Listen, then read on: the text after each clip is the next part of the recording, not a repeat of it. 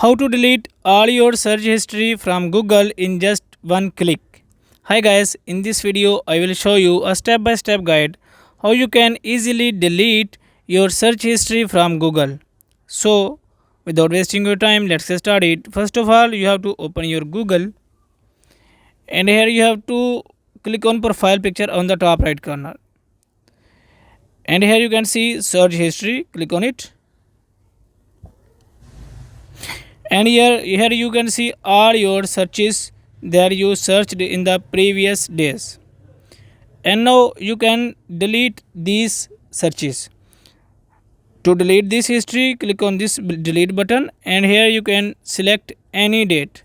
For example, if I want to delete today history, I will just click on delete today and now you can delete this history. But if I want to delete all the history of my Google account, I will just click on delete all the time and now you have to click on next and click on delete.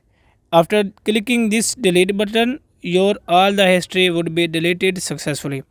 So guys, in this way you can delete your search history from Google very easily. If this video is helpful for you, please like the video and subscribe to our channel. Thanks for watching.